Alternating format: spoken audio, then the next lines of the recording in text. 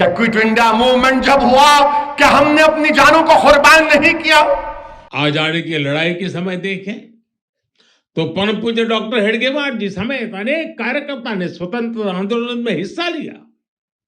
Doctor साहब कई बार jail तक गए। आरएसएस मुल्क की जंग आजादी में हिस्सा ली।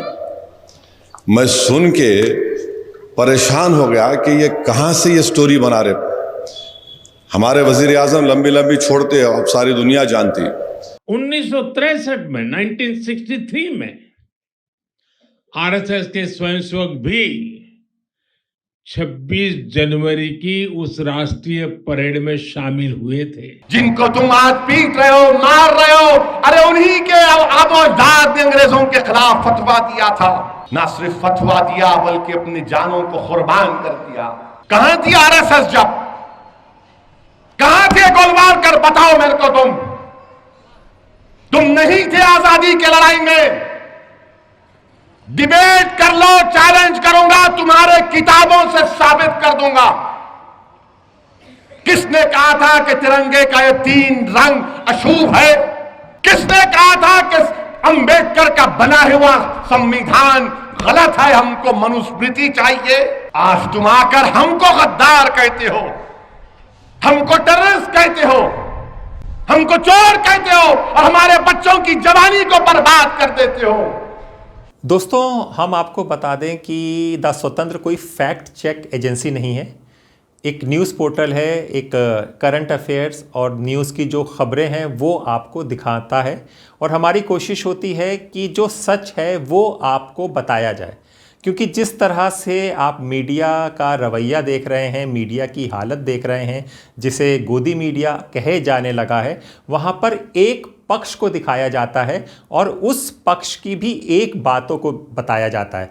यानी कि अगर किसी साल का जिक्र हो रहा है, उस साल में उस शख्स की एक चीज़ को दिखाया जाएगा, लेकिन उसने और क्या क्या किया वो चीज़ें छुपा दी जाती हैं। और इसका संदेश सीधे सीधे साफ होता है। 2 संदेश देने की कोशिश होती है। एक, जो कुछ गलत हुआ है वो जवाहरलाल नेहरू ने किया है। दूसरा, जो कुछ दोषी है, जो कुछ गलत किया गया है, जो कुछ गुनाह हुआ है वो सब मुसलमानों ने किया है, मुसलमान राजाओं ने किया हुआ है। इसका संदेश जब ऊपर से आता है तो भारत का जो नीचे का लेवल है वहाँ पर समस्या होने लगती है। समस्या आपने देखी कि किस तरह से गाज़ियाबाद में तलवार बांटी जा रही थी कि भाई हिंदू धर्म की रक्षा किए जाए। हर तरह से देखा जाता है, कोई अपनी गाय बकरी अगर ख़रीदता भी लेकर आता है तो उसे पकड़ लिया जाता है। कोई दाढ़ी वाला सामान बेच लिया जाता है तो उसकी मारपीट हो जाती है। अतहर हुसैन का एग्जाम्पल बिहार का आपके पास सामने है। कपड़ा बेचता था, साइकिल पंचर हुई थी, उसने पूछा कि पंचर वाला कहाँ पर है, उसका नाम पूछा और फिर क्या हुआ आपको पता ही है। अब ऐसे ही चीज़ें आती हैं तो हमारा ये प्रयास रहता है कि आप लोगों को कुछ ना कर सके हम, कम से कम उस वक्त उस सच्चाई को तो हम आपको बता दें। तो ये हमारा प्रयास था और आज हम आपको क्या बताने जा रहे हैं, क्या सही बात बताने जा रहे हैं, उससे पहले आप हमारे प्रधानमंत्री नरेंद्र मोदी जी की ये भाषण सुन लीजिए। आजादी की लड़ाई के समय देखें तो परम पूज्य डॉक्टर हेडगेवार जी समेत अनेक कार्यकर्ता ने स्वतंत्रता आंदोलन में हिस्सा लिया। डॉक्टर साहब कई बार जेल तक गए। आजादी की लड़ाई की कितने ही स्वतंत्रता सेनानियों को संघ संरक्षण देता रहा, उनके साथ कंधे से कंधा मिलाकर काम करता रहा। तो सुना आपने मोदी जी ने क्या कहा। अब जब मोदी जी ने ये बात कही तो ये बात अब सोशल मीडिया में वायरल होने लगी। ऐसे ही आप अगर आपके पास जियो फाइबर है और जियो एंटरटेनमेंट है, आप देखेंगे, या टाटा स्काई है, जो भी है, जो आपको घर में टीवी का नेटवर्क लेकर आते हैं, जो इंटरनेट और जियो फाइबर्स होते हैं, उसके थ्रू में ना पॉपअप मैसेज आते हैं। तो मैसेज पॉपअप होते हैं जिसमें कुछ बताना चाह रहे होते हैं न्यूज़ का, कुछ उसमें, तो उसमें भी ये खबर फैलने लगी। ऐसे ही एक मैसेज हमने भी देखा कल। तो पहले वो मैसेज देख लीजिए, उसको पढ़ते हैं और फिर हम आगे की बात करते हैं। तो इस मैसेज में लिखा हुआ है, was any leader jailed? Asaduddin Owaisi question RSS role in freedom. AIM chief Asaduddin Owaisi criticized the RSS historical portrayal emphasizing KB Hedkar's imprisonment of supporting the Khilafat movement. अब जब ये KB हेडकर साहब का बात आई है तो आपको जानना हो ज़रूरी है कि ये KB हेडकर साहब कौन थे, क्या ये RSS से जुड़े थे, RSS से कौन से सन में जुड़े थे, और ये जो जेल गए थे तो ये कौन से सन में गए थे, और इनका RSS का रिश्ता क्या है। तो आज हम इसी बात को, इसी सवाल का जवाब देंगे। अब सवाल एक चर्चा में है, आज़ादी की लड़ाई में RSS की क्या भूमिका निभाई, और ये सवाल इसलिए उठा क्योंकि AIM नेता असदुद्दीन ओवैसी ने पूछा, क्या कोई RSS नेता अंग्रेजों की जेल गया? क्या क्विट इंडिया मूवमेंट जब हुआ, क्या हमने अपनी जानों को कुर्बान नहीं किया? क्या जब सन 57 की जंग आजादी शुरू हुई तो क्या यही अंसारी के आबो अजदाद ने फैसला नहीं दिया, फतवा नहीं दिया अंग्रेजों के खिलाफ? जिनको तुम आज पीट रहे हो, मार रहे हो, अरे उन्हीं के आबो अजदाद ने अंग्रेजों के खिलाफ फतवा दिया था। ना सिर्फ फतवा दिया बल्कि अपनी जानों को कुर्बान कर दिया। कौन थे मौलाना अबुल कलाम आजाद, कौन थे जौहर बरादरान, कौन थे अशफाकुल्लाह? कहां थी RSS जब? कहां थे गोलवालकर? बताओ मेरे को तुम नहीं थे आजादी की लड़ाई में। डिबेट कर लो, चैलेंज करूंगा, तुम्हारे किताबों से साबित कर दूंगा। किसने कहा था कि तिरंगे का ये 3 रंग अशुभ है?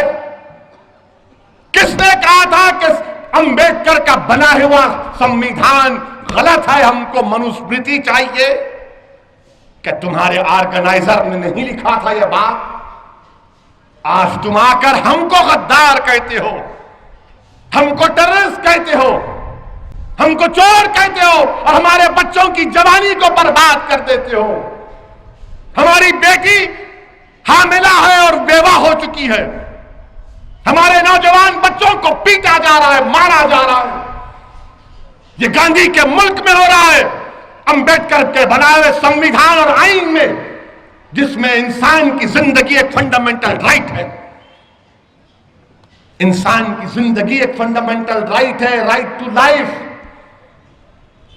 आज ये हमारे मुल्क में हो रहा है। आज इस वीडियो में हम भावनाओं से नहीं, इतिहास के दस्तावेज और रिकॉर्ड से बात करेंगे। जी हाँ, RSS कब और क्यों बना? RSS की स्थापना हुई 1925 में। ये साल आप ध्यान रखिएगा क्योंकि 1925 में बहुत कुछ हो रहा था। तो RSS की स्थापना हुई 1925 में। संस्थापक थे डॉक्टर केशव बल्लीराम हेडगेवर। RSS को घोषित उद्देश्य क्या था ये भी आप लोग समझ लीजिए क्योंकि इससे बहुत कुछ समाधान और बहुत कुछ समझ में आएगा। RSS का घोषित उद्देश्य था हिंदू समाज का संगठन और सांस्कृतिक जागरण। समझ गया? ये संगठन, सुनिए ये लाइन बहुत इंपॉर्टेंट है, इतिहास की लाइन है, ये संगठन राजनीतिक आंदोलन के लिए नहीं बनाया गया था। समझे आप? तो ये बात RSS ने अपने शुरुआती दस्तावेज़ों में दर्ज है। ये बात 1925 में जब RSS बना तो उनके जो शुरुआती दस्तावेज़ है उसमें दर्ज है।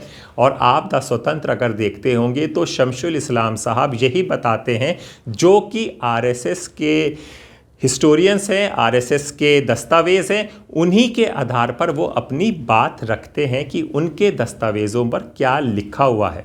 जी हाँ, और दूसरी बात, क्या RSS ने अंग्रेज़ों के खिलाफ आंदोलन चलाया? ये एक बहुत बड़ी बात है कि क्या कोई आंदोलन चलाया गया है? अब ये सवाल है। तो अब हम आपको बताते हैं कि आज़ादी की लड़ाई के बड़े पड़ाव क्या थे। अगर हर चीज़ होती है ना, एक कोई आंदोलन होता है तो उसके कुछ स्टेजेस होते हैं, पहला, दूसरा, तीसरा।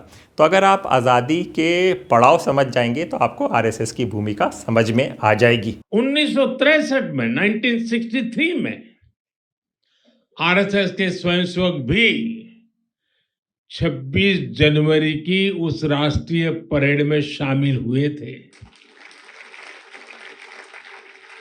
और उन्होंने आन बान शान से राष्ट्रभक्ति की धुन पर कदम ताल किया था। इस टिकट में उसी ऐतिहासिक क्षण की स्मृति है। साथियों, संघ के स्वयंसेवक जो अनवरत रूप से देश की सेवा में जुटे हैं, समाज को सशक्त कर रहे हैं, इसकी भी झलक एक स्मारक डाक टिकट में है। तो बड़ा पड़ाव सबसे पहला असहयोग आंदोलन, ये 1920-1922 तक। फिर हुआ नमक सत्याग्रह, ये 1930 में हुआ। फिर शुरू हुआ भारत छोड़ो आंदोलन 1942 में। इन तीनों आंदोलन में, सुनिएगा, इन तीनों आंदोलन में कांग्रेस, समाजवादी, कम्युनिस्ट, क्रांति संगठन सक्रिय रूप में शामिल थे। ये इतिहास में दर्ज है। पर बड़ा सवाल, लेकिन आरएसएस संगठन के रूप में शामिल नहीं हुआ। हकीकत है ये, इसको कैसे बदलेंगे? आज वज़ीर आज़म ने कहा अपने तकरीर में कि आरएसएस मुल्क की जंग आज़ादी में हिस्सा ली। मैं सुन के परेशान हो गया कि ये कहाँ से ये स्टोरी बना रहे। हमारे वज़ीर आज़म लंबी लंबी छोड़ते अब सारी दुनिया जानती, मगर ये बोलना वज़ीर आज़म का कि आरएसएस मुल्क की आज़ादी में हिस्सा लिया, तो मेरे को थोड़ा पढ़ने का शौक़ है। अगर मुझे नहीं मालूम तो जिनके पास इल्म है उनको तंग करता हूँ मैं। तो मालूम ये हुआ कि आरएसएस का एक भी आदमी मुल्क की आज़ादी में अपनी जान नहीं गंवाया, एक भी आदमी। अगर नाम है तो बता दो हमको। आरएसएस का कोई भी आदमी आरएसएस के बनने के बाद जेल को नहीं गया। 1942 के भारत छोड़ो आंदोलन के समय जब हजारों नेता जेल में थे, आरएसएफ नेतृत्व ने आंदोलन से दूरी बनाए रखी। जी, ये एक हकीकत है जो दर्ज है, जो अब छुपाई जा रही है, इसीलिए हम आपको हकीकत बता रहे हैं। जी हाँ, अब ये सबसे बड़ा सवाल आता है, जिस सवाल को भी कुछ वक्त के बाद झुटलाया जाएगा और उसको ख़त्म कर दिया जाएगा, क्योंकि इतिहास से ये सब चीज़ें हटा दी जाएंगी। ये सवाल है, क्या कोई आरएसएस नेता जेल गया? ये सबसे अहम सवाल है। डॉक्टर हेडगेवर 1921 में जेल गए थे। आप कहेंगे डॉक्टर हेडगेवर 1921 में जेल गए थे, तो वो तो आरएसएस के थे। लेकिन हुजूर, यहीं पर ट्विस्ट है, उस समय आरएसएस बना ही नहीं था। इसीलिए मैंने कहा था 1925, आप याद रखिए। वो क्यों जेल गए थे, अब ये भी समझ लीजिए, क्योंकि क्यों का जवाब आप तभी देंगे जब सवाल पूछेंगे, क्योंकि सवाल पूछने की आदत हमारी ख़त्म होती जा रही है। तो जो बोल रहा है हम सुनते जा रहे हैं और समझते जा रहे हैं और उसको सही मानते जा रहे हैं, पर आप स्वतंत्र देख रहे हैं। यहाँ पर सवाल पूछिए, क्यों गए थे जेल? वो कांग्रेस के असहयोग आंदोलन में शामिल थे। अब सुनिए बड़ी बात, आरएसएस के रूप में कोई अखिल भारतीय आंदोलन नहीं, कोई सामूहिक गिरफ्तारी नहीं। 1947 से पहले अंग्रेज़ों द्वारा कोई प्रतिबंध नहीं, यानी आरएसएस की पहचान से कोई नेता अंग्रेज़ों की जेल नहीं गया। फिर से सुन लीजिए ये लाइन, आरएसएस की पहचान वाला, आरएसएस की पहचान से कोई नेता अंग्रेजों की जेल नहीं गया। अब तारीख ये बताती है कि हेगडेवर जो बानी है आरएसएस के, जो आज 100 साल बनाए, आरएसएस बनने से पहले वो कांग्रेस के मेंबर थे। और हेगडेवर कांग्रेस के मेंबर होते हुए, ये बात उनकी जो बायोग्राफी लिखी गई, बायोग्राफी लिखने वाले का नाम चंद्रशेखर परमानंद भिशिकर था। तो उस वक्त हेगडेवर ने, जब आरएसएस बनी नहीं थी, वो अंग्रेज़ों के खिलाफ, और एहतजाज किस पे करे, खिलाफत मूवमेंट की तायीद में हेगडेवर थे, समझिए आप। तो खिलाफत मूवमेंट की तायीद में थे, तकरीर करे, पकड़े गए, 1 साल जेल में थे। उसके बाद महात्मा गांधी ने क्या कहा था कि जो कोई भी अंग्रेज उसको गिरफ्तार कर रहे हैं वो वकील नहीं ठहराएंगा, वकील नहीं ठहराएंगा, मगर हेगडेवर वकील ठहरा लिए। एक ये देखो आप बेचैनी उनकी।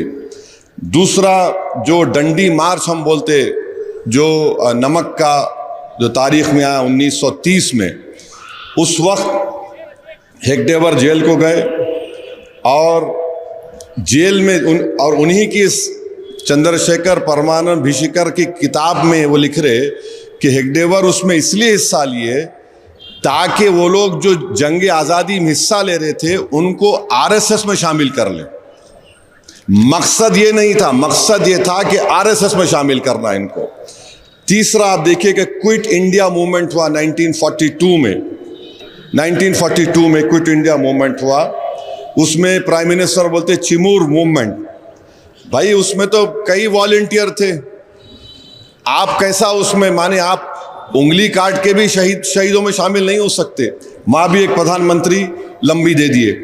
ब्रिटिश अंग्रेजों के जो आर्काइव्स है यानी उनका जो रिकॉर्ड है उसमें उन्होंने लिखा कि आरएसएस के वर्कर कभी हिस्सा नहीं लिए और उनसे हमको खतरा नहीं। अंग्रेज लिख रहा जो खाबिज था। अब चौथी बात यह है कि जब क्विट इंडिया मूवमेंट हो रहा था तो श्यामा प्रसाद मुखर्जी फजलुल हक के साथ डिप्टी सीएम थे। और फजलुल हक कौन था? ये वो आदमी था फजलुल हक जिसने मुस्लिम लीग की इजलास में पाकिस्तान बनाने का रेजोल्यूशन मूव किया, और श्यामा प्रसाद मुखर्जी उसके साथ डिप्टी सीएम थे। ये चार चीजें, इसका जवाब भारत के प्रधानमंत्री नहीं देंगे। फिर ऑर्गेनाइजर एक आरएसएस की मैगजीन है। 1947 14 अगस्त आरएसएस अपनी मैगजीन में लिखा कि ये जो हमारा तिरंगे के तीन रंग है ना, उसमें लिखा कि ये जो तीन रंग है ये अशुभ है।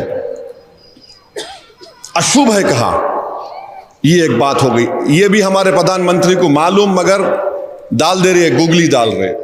दूसरा आप देखेंगे 23 नवंबर 1949 जब हम संविधान अपनाने, आइन हम अपने आप को बना लिए, जिसको बाबा साहेब अम्बेडकर और मुल्क के मुजाहिदीन आज़ादी ने बनाया, तो आरएसएस ने क्या लिखा कि हमको ये संविधान की जरूरत नहीं है।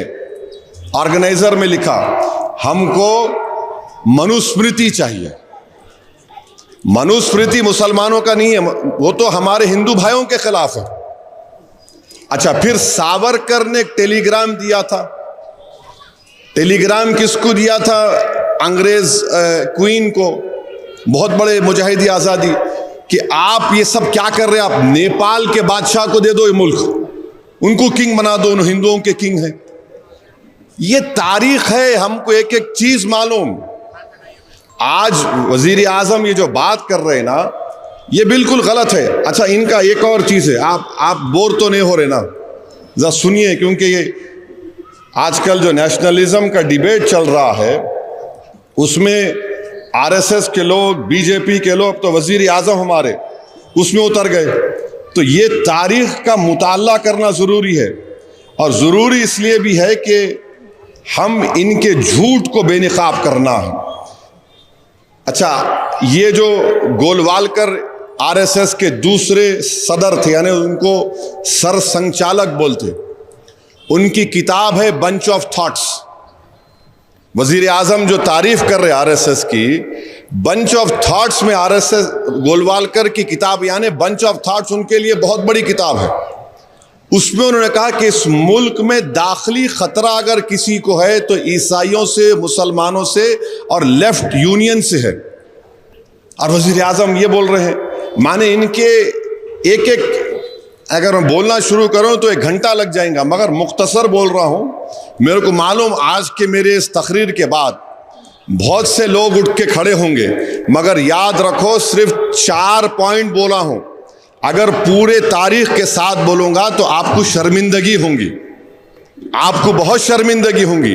और आप बार बार भारत के मुसलमानों पे जो शक करते, अरे यहां पर इस शहर में मौलवी अलाउद्दीन मक्का मस्जिद में जुम्मे का खुतबा देकर अवाम को रमज़ान के महीने में जुम्मे का खुतबा देकर जो मौजूदा वुमेंस कॉलेज पे लेके जाके अंग्रेज़ों के जो हेड था, निज़ाम तो खाली हुकूमत थी मगर असल इख्तियार तो अंग्रेज़ के पास था, हमला हुआ, गोलियों से हमला हुआ। तो तुर्रेबाज खान और मौलवी अलाउद्दीन कहीं छुपे, फिर मौलवी अलाउद्दीन पकड़े गए। तो काला पानी का पहला कैदी कौन था? हैदराबादी था, मौलवी अलाउद्दीन रहमतुल्लाह अलैह। वहीं पर इंतकाल हो गया। 4 मरतबा अंग्रेज लिखे कि इस शख्स इतना ज़ईफ हो चुका है, तो सालार जंग बोलते थे, निज़ाम बोलते थे हमारे को नहीं चाहिए ये शख्स। वहीं पर इंतकाल हो गया। तुर्रेबाज खान को भागे गद्दार मुसलमानों ने उनको पकड़ाया और तुर्रेबाज खान की लाश को गोली मारकर सुल्तान बाजार में लाके 4 दिन तक लटकाया। तो ये तारीख है हमारी। तो आज वजीर आजम इस तरह की बात कर रहे हैं, बड़ा अफसोस हो रहा है हमको। वजीर आजम देश को बता दें, आरएसएस की इतनी तारीफ करते ना, आरएसएस जो रोज दुआ पढ़ते वो क्या है उसमें? जो रोज दुआ पढ़ते, प्रार्थना जो बोलते, क्या है उसमें? आरएसएस का जो मेंबर बनता, जो उसको हल्फ लेना पड़ता, वो हल्फ भारत के संविधान के खिलाफ है। और बीजेपी उसके तायद में, वजीर आजम खड़े हो गए उसकी तायद में। तो वजीर आजम को ऐसे लोगों को साथ रखने जो उनको सही तारीख बताएं। प्राइम मिनिस्टर खुद बोलते, हाँ मैं स्वयं सेवक हूं। आप स्वयं सेवक थे होंगे या है होंगे अभी भी, मगर आपने भारत के आईन पर हल्फ उठाया है। और जो लोग भारत के आईन को कहा था, लिखा गया ऑर्गेनाइजर के मनुस्मृति चाहिए हमको, आज वो आप उनकी तायद में बोल रहे हैं। तो हम वजीर आजम के इस बयान की मजम्मत करते हैं। जी हाँ, अब आज़ादी के बाद आरएसएस का रुख क्या है उसको भी समझ लीजिए। आज़ादी के बाद शुरुआती वर्षों में आरएसएस ने तिरंगे को तुरंत स्वीकार नहीं किया, संविधान पर सार्वजनिक समर्थन नहीं दिया। ये बातें कोई अपने मुंह से नहीं कह रहा, ये बातें शमशुल इस्लाम साहब ने नहीं लिखी हैं, ये बातें आरएसएस के मुखपत्र ऑर्गेनाइज़र के पुराने अंकों में दर्ज हैं। हुजूर, तो आप पढ़िए, समझिए और सवाल पूछिए। आज यहाँ पर हम इतने झंडे देख रहे हैं, इतने झंडे देख रहे हैं। मैं आप तमाम को एक बात बताना चाहूँगा और इसका जवाब स्वामी साहब भी देंगे। सावरकर ने कहा था कि try colour can never be the national flag of India. ये उन्होंने कहा था सावरकर ने। अभी ये मानेंगे। दूसरी बात, गोलवालकर ने सरदार पटेल को लेटर लिखकर दिया था कि हम आरएसएस से बैन हटाइए। तो सरदार पटेल ने कहा कि इसका कंडीशन ये होगा कि आप ट्राई कलर को मानेंगे, हिंदुस्तान को सेक्युलर मुल्क मानेंगे। तो आरएसएस ने कहा कि हम ट्राई कलर को मानेंगे। सावरकर ने कहा था कि ट्राई कलर को नहीं मानेंगे जो इतनी फख्र से आप लोग लहरा रहे हैं। सावरकर ने कहा था कि भगवा झंडा नेशनल फ्लैग होना चाहिए। सावरकर ने कहा था कि मैं कॉन्स्टिट्यूएंट असेंबली को नहीं मानता, इसको अंग्रेजों ने बनाया। गोलवालकर ने कहा था कि ये कहां से फ्लैग आ गया। तो अब ये देख लीजिए, ये किताबों में लिखा है, मैं प्रूफ करने तैयार हूं। आखिरी बात, मैं स्वामी साहब से पूछना चाह रहा हूं कि ठीक है, मैं एंटी नेशनल हूं, मैं जरूर, मेरे लिए एजाज है, ये मेरे लिए ऑनर है और इंशाल्लाह मैं इसको लेकर चलूंगा जिंदगी भर। मैं आपसे पूछना चाह रहा हूं कि आरएसएस का जो ओथ लेते हैं, आप आरएसएस का ओथ लिए? Have you taken an oath for RSS? No. So you're not an RSS member. So now, when you take oath for RSS, आपको जब ओथ लेते हैं आरएसएस का, तो आपको यह कसम खाना पड़ता है कि मैं Hindu religion, Hindu community, Hindu culture की वफादारी करूंगा और यह मुल्क मेरे लिए होली लैंड है। मैं स्वामी साहब से पूछना चाह रहा हूं कि नरेंद्र मोदी और बीजेपी ने कॉन्स्टिट्यूशन पर ओथ लिया, स्वामी साहब भी एमपी बने तो कॉन्स्टिट्यूशन पर ओथ लिए, तो क्या इंडिया का कॉन्स्टिट्यूशन का ओथ ऊपर होगा या फिर आरएसएस का ओथ ऊपर रहेगा? यह आप बता दीजिए, क्योंकि आरएसएस का ओथ है। आरएसएस के अपने ओथ में ये कहते हैं, इनको ये कसम लेना पड़ता है, Hindu religion, Hindu culture, Hindu community and Holi land. आज़ादी की लड़ाई किसने लड़ी? दूसरी तरफ महात्मा गांधी, नेहरू, पटेल, मौलाना आज़ाद, यूसुफ मेहर अली, क्विट इंडिया का नारा देने वाले, भगत सिंह, अशफाक उल्लाह खान, खान अब्दुल गफ्फार खान, इन सभी के जेल रिकॉर्ड और ब्रिटिश दस्तावेज मौजूद हैं। जी हाँ, अब ये बात क्यों हो रही है, इस बात को इसलिए समझिए क्योंकि आज पिछले 10 साल से अगर आप देखेंगे तो देशभक्ति का सवाल उठाया जा रहा है कि भाई ये कौम, ये फ़िरका देशभक्त नहीं है, राष्ट्रवाद नहीं है, और उन फ़िरके उस कौम पर इल्ज़ाम और तोहमतें लगाई जा रही हैं जिन्होंने देश की आज़ादी के लिए कुर्बानी दी। ये आरएसएस पर महात्मा गांधी के कत्ल के बाद सरदार पटेल ने और नेहरू की हुकूमत ने उन पर बैन लगाया।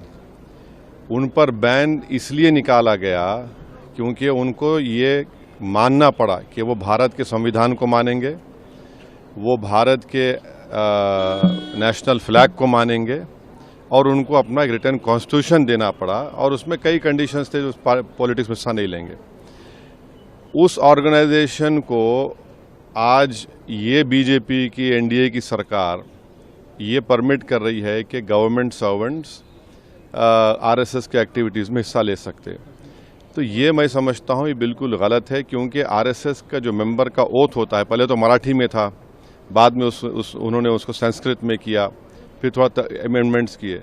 वो ओथ आपको कहता है कि वो भारत की डाइवर्सिटी को, प्लुरलिज्म को नहीं मानते, वो तो हिंदू राष्ट्र के ऊपर कसम खाते हैं। तो जो हिंदू राष्ट्र के ऊपर कसम खाता वो तो इंडियन नेशनलिज्म के खिलाफ बात कर रहा है। और मेरा मानना ये है कि जितने कल्चरल ऑर्गेनाइजेशंस है उनको परमिट नहीं करना चाहिए। तीसरी बात यह है कि ऐसे कई कल्चरल ऑर्गेनाइजेशंस हैं जो कम्युनिस्ट आइडियोलॉजी को मानते हैं। ऐसे कई कल्चरल ऑर्गेनाइजेशन, मिसाल के तौर पर जो जमात इस्लामी है। और आखिरी बात यह है कि इस फैसले से बात जाहिर होती है कि ये जो एनडीए के अलाइज हैं, ये लोग क्या कहेंगे इस बारे में भी, क्या वो इसको मानते हैं, उस फैसले को एक्सेप्ट करते हैं, ये उनको बताना पड़ेगा।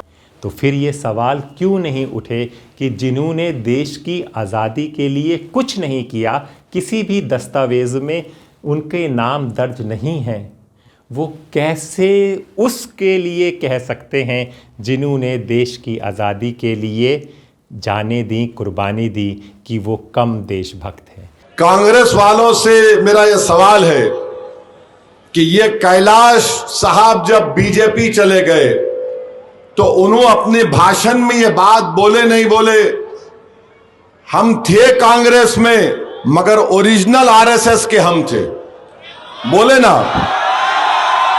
बोले नहीं बोले उन्होंने? मैं तो झूठ नहीं बोल रहा हूं, वरना फिर मोदी मीडिया को बोलेंगे 6 बजे चलाओ इसको, दूल्हा बनाओ, झूठ बोला इन्हें। तो कैलाश साहब बीजेपी में गए इलेक्शन हारने के बाद, उनको मालूम हो गया अब कांग्रेस खत्म हो गई, अब मेरा कुछ नहीं होता, क्योंकि ये सब लोग जो है रोटी सेकते ना। तो कांग्रेस को बाबा टाटा बोले क्योंकि कांग्रेस खत्म हो गई उनकी नजर में। तो उन्होंने जब बीजेपी में गए तो बोले मैं तो शुरू से आरएसएस का हूं, यानी मालूम हुआ कि कांग्रेस में रहते हुए भी आप आरएसएस की चड्डी या पैंट पहन के लट फिरा सकते। अब आपको यह पहचानना पड़ेगा कि सेक्युलरिज्म के माने क्या हैं। मैं जब कहता हूं कि जो लोग सेक्युलरिज्म की मिसाल देकर वोट हासिल करते, सबसे ज्यादा बेड़ा गर्क किया इन्होंने दलितों का, मुसलमानों का, तो यही लोगों ने किया। तो अब की बार अगर आप ये सुने तो ये वीडियो ज़रूर शेयर कर दीजिएगा। तो कुछ चलते चलते आपको इतिहास क्या कहता है इसको समझा दें। आरएसएस ने आज़ादी की लड़ाई में संगठनात्मक भूमिका नहीं निभाई। जी हाँ, फिर से सुनिएगा, आरएसएस ने आज़ादी की लड़ाई में संगठन यानी कि कोई जो ग्रुप ऑर्गेनाइजेशन की कोई भूमिका नहीं निभाई। अंग्रेज़ों के खिलाफ कोई आरएसएस ने आंदोलन नहीं किया। आरएसएस का प्रभाव आज़ादी के बाद बढ़ा और हमने देखा है कि पिछले 11 साल में बहुत ज़्यादा बढ़ा।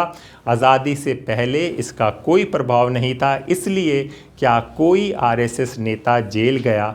ये सवाल इतिहास के आधार पर जायज़ है, एकदम जायज़ है, भले ही आज इसे राजनीति में इस्तेमाल किया जा रहा है। तो ये पूछा जाएगा, हर बार पूछा जाएगा जब भी राष्ट्रवाद और देशभक्ति की बात की जाएगी, क्या आज़ादी की लड़ाई में आपने क्या किया? नमस्कार।